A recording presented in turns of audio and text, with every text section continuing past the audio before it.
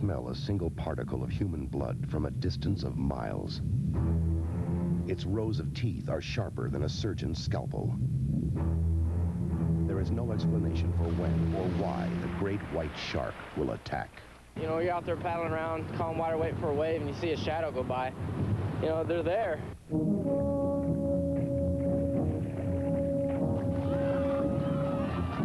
Since the original Jaws was released more than a decade ago, the public's fear of sharks has been fueled by news reports of attacks off both coasts of the United States.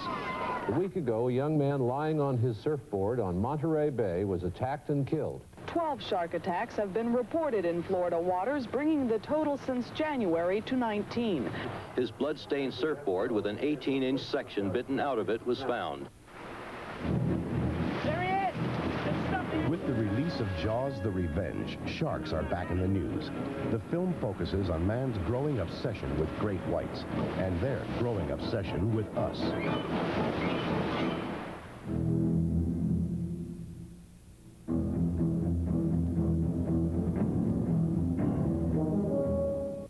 One thing that bothers me, I'm a decent swimmer and I'm not concerned about, you know, the waves or the undertow, but it's what's swimming around, and I think sharks are first and foremost on my list of things that I'm scared of out there, yeah. If I saw a shark, I'd be out of the water so fast. You know, just the idea of a shark swimming underneath you, you're in this water, you're looking around, you're like, yeah, I'm in control.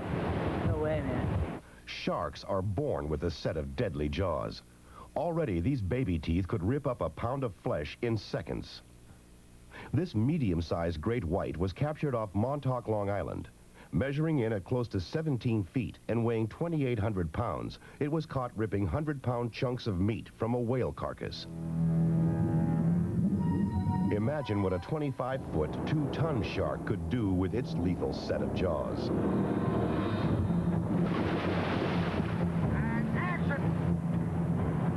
Jaws: The Revenge hits a massive great white against a cast that includes Michael Caine, Lorraine Gary, Lance Guest, Mario Van Peebles, and Karen Young. On location, the cast spoke about their own fears concerning sharks. This is a monster which you could very easily meet. I mean, you're hardly ever likely to meet Frankenstein's monster or any of those creepy things, but Jaws you could. We just have a fascination, I think, with animals that can eat us. The sharks are every demon that we can't conquer. They're at the top of the food chain. You know, nobody messes with a great white. This story opens where it all began, in the tiny seaport town of Amity. Off the coast of Massachusetts, the island of Martha's Vineyard once again doubled for Amity. Lorraine Gary returns to the role of Ellen Brody, a woman who has faced many tragedies. She now faces another. Ellen has inherited the family obsession from Martin, her husband, who firmly believed that there was a shark stalking first the island of Amity, and secondly, the Brody family. And Ellen feels that it is the Brody fate that the shark will yet again strike.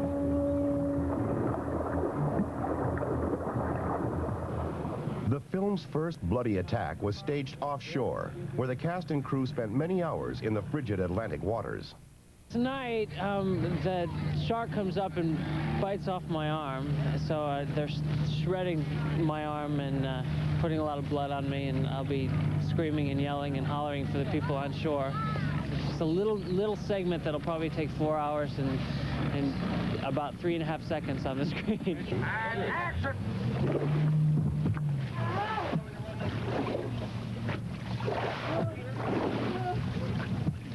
It's taken somewhere in the vicinity of about 7 underwater special effects men with their scuba outfits to set all of that up with the boat rocking and showing the effects of Jaws attacking the boat.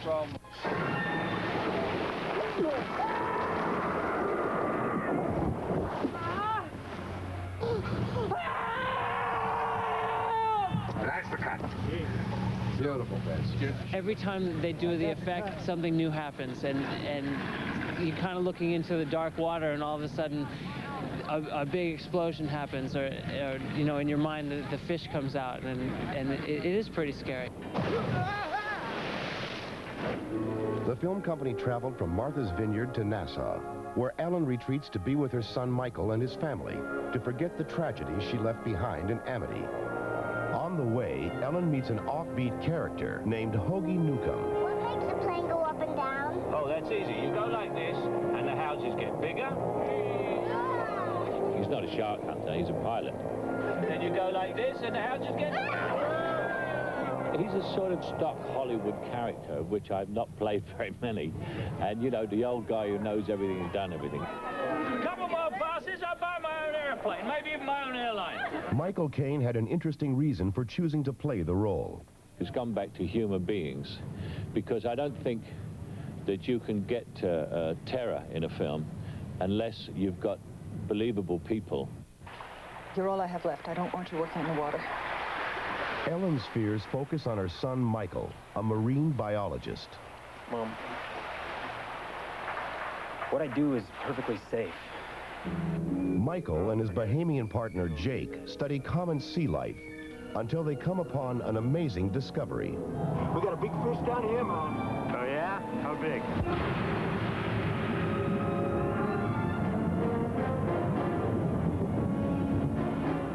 Though the actors trained for several weeks in advance of filming underwater, their first scenes below the surface held some surprises. They're in a foreign environment. They have been told a couple of times on the surface what to expect, what we're going to do, what the scenes are, and then they get down there and all these things are happening. There's a lot of people surrounding them. Suddenly their brain sort of goes up and locks until they've done it a few times. It's weird. You go down, I'm sitting there underwater, and there's a guy, he's there checking your face, and there's another guy doing the clipboard, and the cameraman. It's just everybody's in a wetsuit, and they're underwater. So it's sort of just the whole thing. The thing is you have to get your hand signals down. You know, this means stop, do it again, close up. You know, because you can't speak, you've got to sort of run the whole hand signal thing. So once you get your hand signals down and you're comfortable under the water, it's not that tough. All the underwater filming was coordinated from an 85-foot boat called the Moby 2. The Moby 2 is our platform. It's totally self-sufficient. We have our own compressor, we have dive equipment, camera equipment, lighting equipment, and just generally a complete complement of everything that's needed to do the second unit or underwater work here. One of the more difficult underwater scenes involved a moray eel, the second most feared set of jaws in the ocean. When we turn him loose, we have no idea which way he's going to go. Whether he's going to go at the camera, at the bottom, at the diver's throat. So Gavin, who is doubling for Lance, is swimming through the shot, and he is startled by this eel. The eel appears from nowhere and swims right in front of his face. So it's obvious that there is some risk here. If they latch onto you with their jaws, you're supposed to have to kill them to get them off. They don't let go. So we were sort of concerned about that. So we ended up where Jordan Klein, the director, was holding the moray by the neck and would throw him into the camera. And we would retrieve him with a net and go through the thing over and over and over again.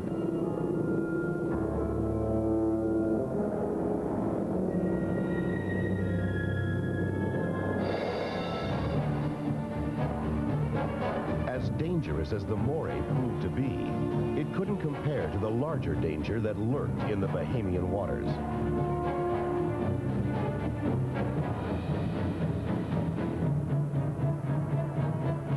Get the bang sticks, we're going down. Bang sticks are no good, man. Going down, Oliver!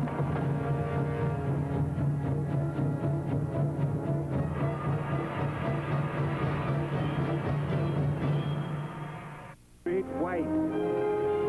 Some real research for it. We don't know a whole lot about sharks, and we know even less about great whites because nobody wants to, you know, here, let me take your temperature. It's a very, very old fish. I mean, it's like almost from the dinosaur age.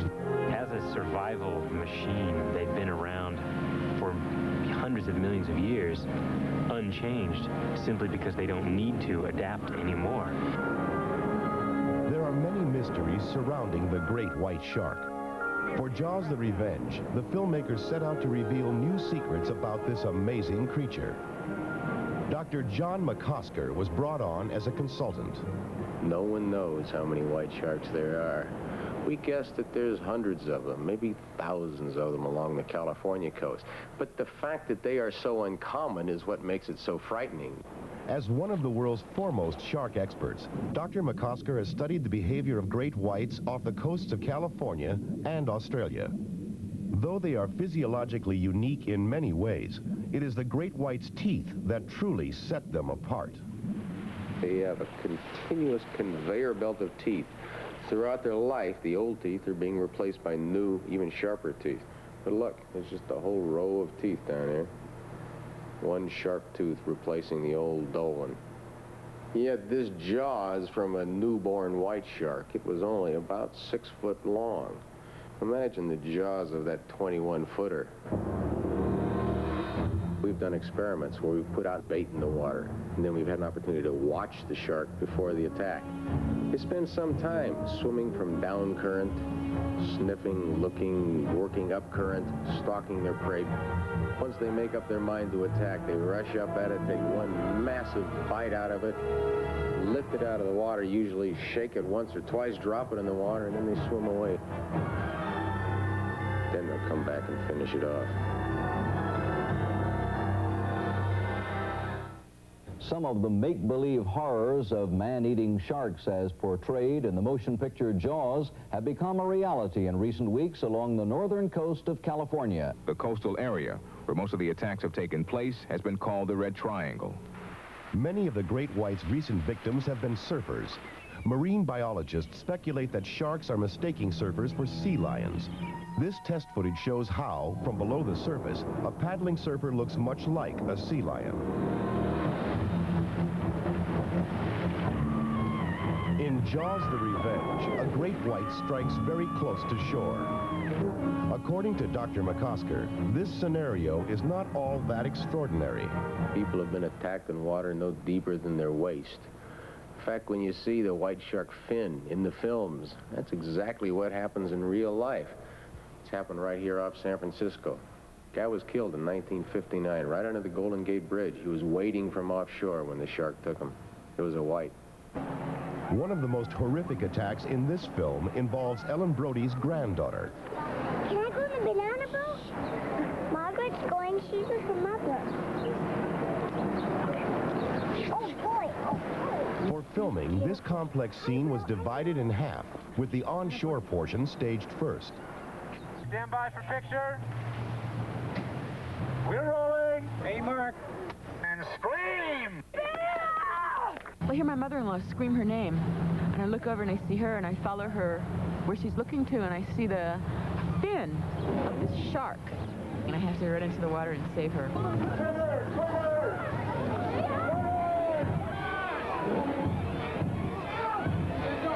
my God. It's like the classic kind of Trojan women thing. All the women there running, screaming, you know, to save another woman child.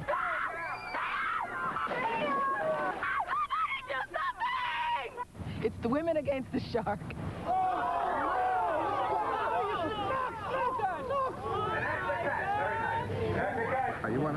In preparing the move to the water, the next job was to map out the shark's bloody assault. The banana boat is doing this, and the shark is doing a diagonal, trying to catch it.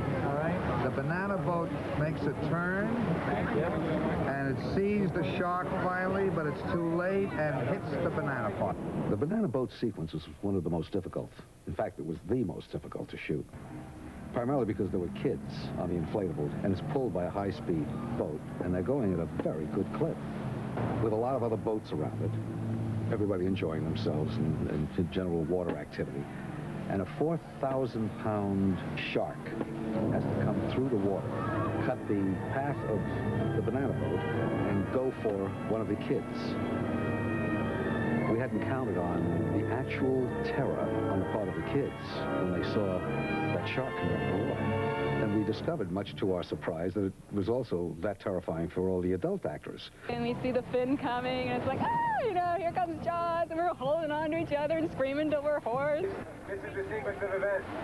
Right before we start the shot, I'll have all of you go into the water so you're all nice and wet. You'll come out of the water and get into these positions. Bring the boat to number 1 and hold it there, please. The true challenge was coordinating the technical logistics of the scene with the sheer horror of the attack. We had to devise a way to be able to maintain the reality of what we wanted to do with the piece and maintain the ferociousness of it all.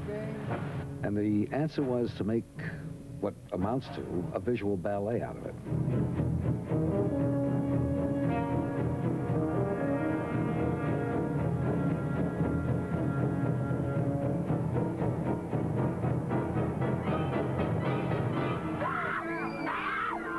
And as such, you get a much more frightening experience simply because you're able to slow down all of the elements to a point where you can digest it better, if that's the word to use.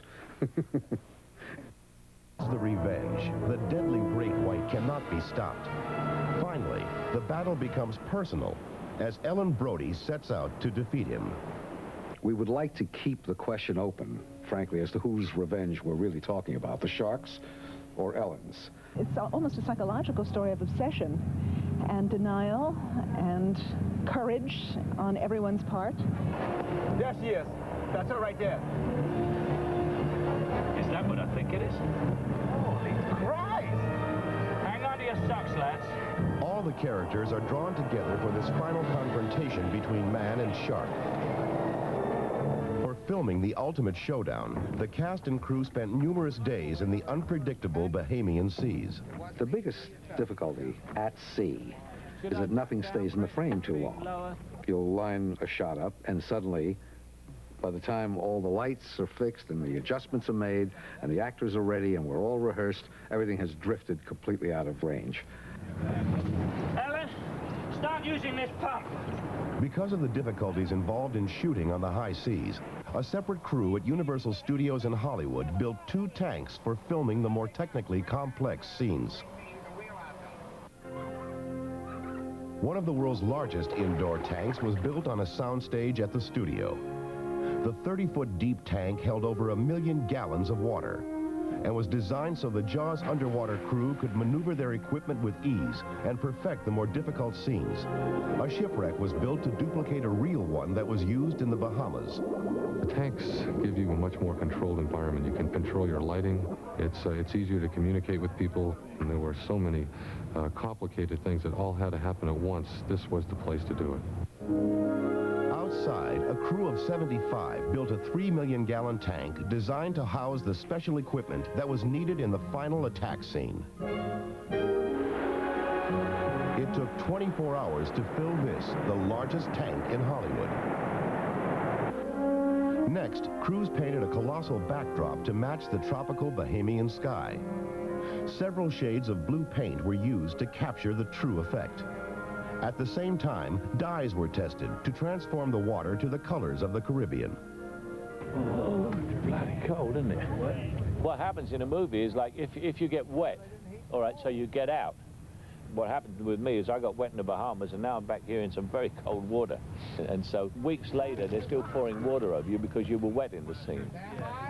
The big difference here is to try and keep the blue dye out of your hair because the water's dyed blue to be the same color as the Caribbean. An 11,000-pound boat was lowered into the water and prepared for destruction in the most vicious shark attack yet seen. With all the elements in place, the crew was set to shoot the film's horrifying climax. Okay, here we go. We're rolling. Ready to go. Start the wave machine.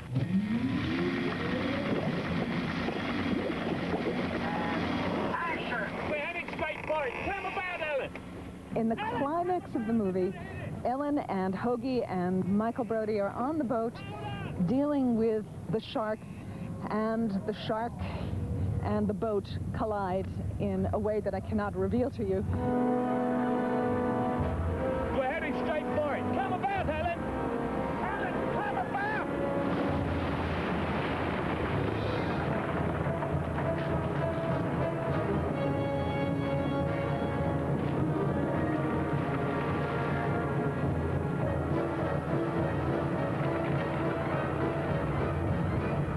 I think people are drawn to the Jaws films primarily because of the intense identification with that primal terror that's in all of us about being eaten alive in the middle of an ocean that we can't somehow swim fast enough away from. In Jaws: The Revenge, the terror is real as man confronts shark in the deadliest battle yet.